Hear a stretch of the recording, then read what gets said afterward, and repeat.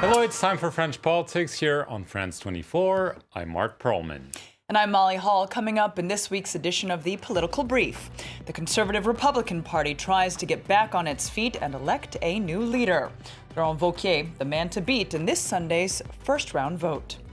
And after Spain and Catalonia, is France about to face its own autonomy drama in Corsica? Voters will head to the polls in the French Mediterranean island for round 2 of regional elections. That's right. Plus, a newborn panda prompts Brigitte Macron to make her first official address as First Lady.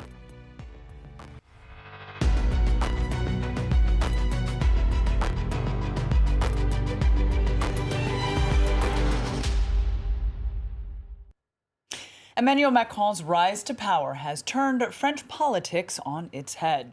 The mainstream parties have been wiped out to the point where the only visible opposition to Macron can now be found on the extremes, with Jean-Luc Mélenchon on the far left, Marine Le Pen on the far right. That's right, Molly. And this weekend, the Conservative Party is hoping to get back into the game by electing a new leader. However, all the party stalwarts have either retired or are staying on the sidelines of this race. It's a three-people race. There's Laurent Wauquiez, Maëlle de Caland, and Florence Portelli. But it is essentially, in fact, a one-man race, as Laurent Wauquiez is all but assured of a clear victory, maybe as soon as this Sunday. Let's take a closer look at the new man of the French right. He's been called the bad boy of France's Conservative Party. In the upcoming internal party elections, Laurent Wauquiez is set on convincing voters that he is the only veritable opposition to President Emmanuel Macron. And yet he's no political newcomer. The 42-year-old Wauquiez, a staunch conservative, boasts a 15-year-long political career. Between 2007 and 2012, he served as government spokesperson, Minister of Higher Education, and Minister of Foreign Affairs under former Prime Minister and recent presidential hopeful François Fillon. And it was after Fillon's historic loss that Wauquiez set his sights on the party's leadership. Observers across the political spectrum say Wauquiez has shifted further to the right over time. In 2014, he voiced firm opposition to gay marriage. And on Europe, although he voted in favor of ratifying a proposed EU constitution in 2005, he has since adopted a more Eurosceptic stance.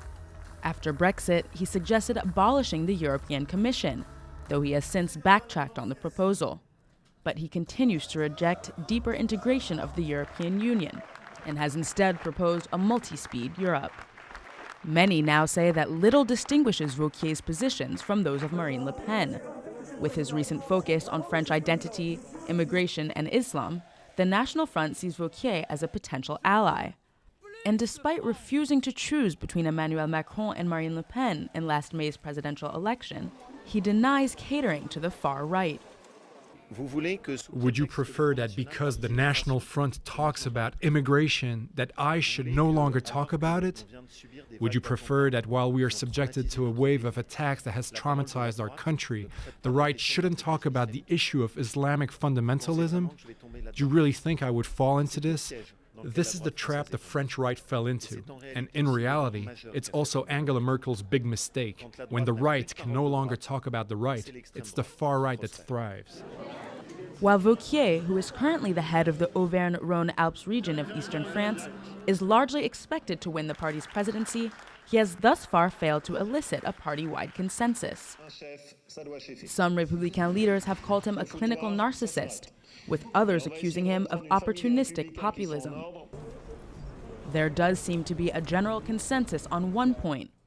If Wauquiez is elected, the path of uniting a fractured party will be long.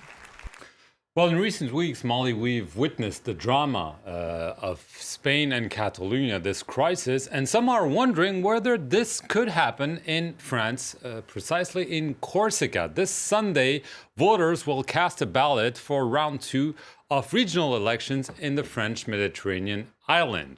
In the first round, Pick Corsica, which means for Corsica in the local language, it's a coalition of autonomists and nationalists. They made historical gains, garnering almost half of the votes. All the other contenders, including the presidential party, performed poorly. The nationalists are stressing that Corsica is, of course, no Catalonia, but they clearly want more autonomy for their island. It's obvious that the final result is a groundswell, a democratic tsunami. Corsica is sending a strong message to Paris and says by a majority we want peace, we want democracy, we want to build an emancipated island. Well, then a push for autonomy in Corsica and maybe a push for independence in the French overseas territory of New Caledonia. Well, the French Prime Minister visited the island, which lies to the east of Australia, and he held talks with local leaders to lay the ground for a referendum on self-rule to be held next year. November 2018 is the deadline for that vote, and if a majority opts for independence, well, it will be the first French territory to break away since Vanuatu in 1980. That would indeed be an earthquake in French politics. In the meantime, the French President Emmanuel Macron paid a visit to a former French colony this week when he went to Algeria. Between 1954 and 1962, France fought a brutal war with independence fighters that left some 1.5 million Algerians dead. And coming to grips with this painful past has been an issue ever since for French politicians. During his run for the presidency, Emmanuel Macron took a decidedly different stance than his predecessors during a visit to Algeria. Colonization is a part of French history, and it's a crime. It is a crime against humanity. It's barbaric. Well, those comments there angered some, especially on the right and the far right, prompting Macron to backpedal somewhat. And now, on his first trip as president, Macron, who is the first French leader to be born after the Algerian War, chose not to dwell on this controversial past, but to look to the future instead. And he did so during an impromptu exchange with a bystander. People had love stories here. There are French people who still deeply love Algeria and who've accomplished great things, and others who did horrible things. This history is part of who we are, but I'm not bound by it. You, how old are you? I'm 26. So you've never even known colonization. Why are you messing with me like that? Your generation has to look forward. Well, Mark, during his trip, he also received some good news from home. This says after taking a nosedive in his approval ratings this summer, Emmanuel Macron is now enjoying a nice rebound. For the first time, a president who had fallen below the 50% approval rating mark has now climbed back to that level. That's according to a poll taken by the weekly magazine Paris. Well, this week, Emmanuel Macron's wife, Brigitte, made her first official address as First Lady. She helped baptize the first panda cub ever born in France. Its mother has been on loan from China since 2012 as part of Beijing's quote-unquote panda diplomacy. I would like to thank Presidents Hu Jintao and Nicolas Sarkozy for initiating this rapprochement, and President Hollande and Presidents Xi Jinping and Emmanuel Macron for making this happen. Yuan Meng and his parents create a link between two countries that have much to share. They reflect the fruitful dialogue between our two peoples, who for centuries have listened and understood each other. Then the First Lady there speaking about the relations between France and China ahead of President Macron's visit to Beijing early next year. Now, Monday's appearance was one of her most high-profile outings since her husband's election.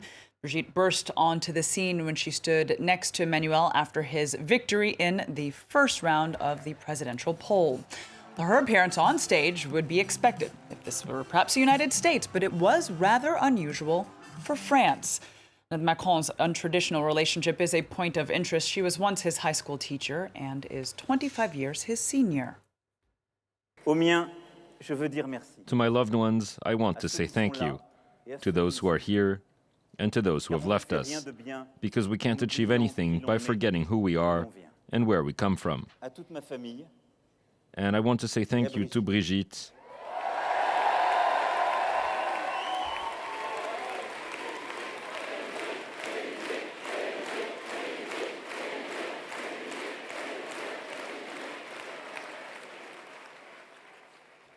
Who's always been here and even more, and without whom I wouldn't be who I am.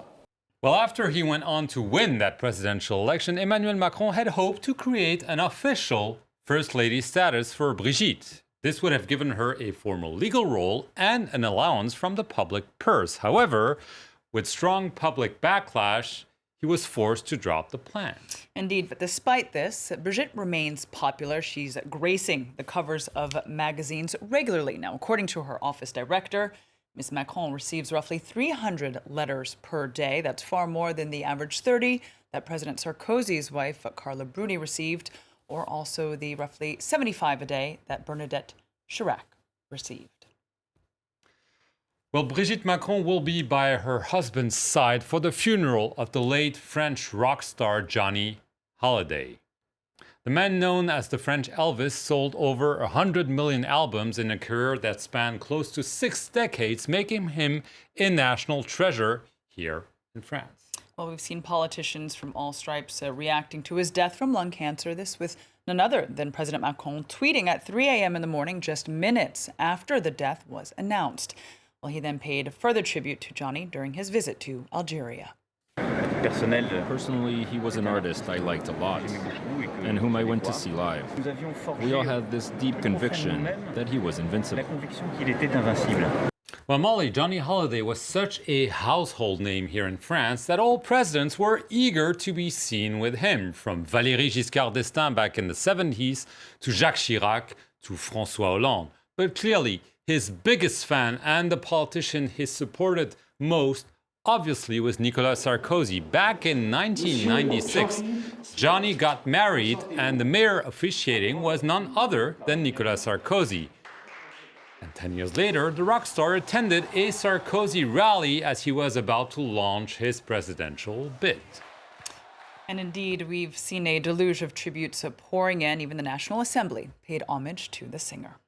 Nous avons tous en nous quelque chose de Johnny Hallyday.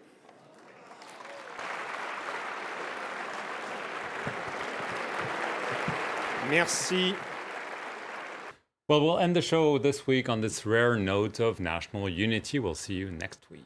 That's right. Thanks for joining us here on the Political Brief. We'll leave you now with images from the Prime Minister on his visit to New Caledonia.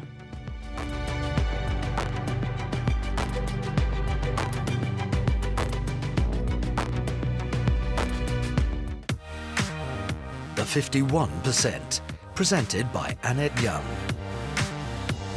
A programme about women who are reshaping our world. We meet those who seek equality, be it in the boardroom or at the village well. The 51% brings you stories from across the globe about the women who are challenging the way we think.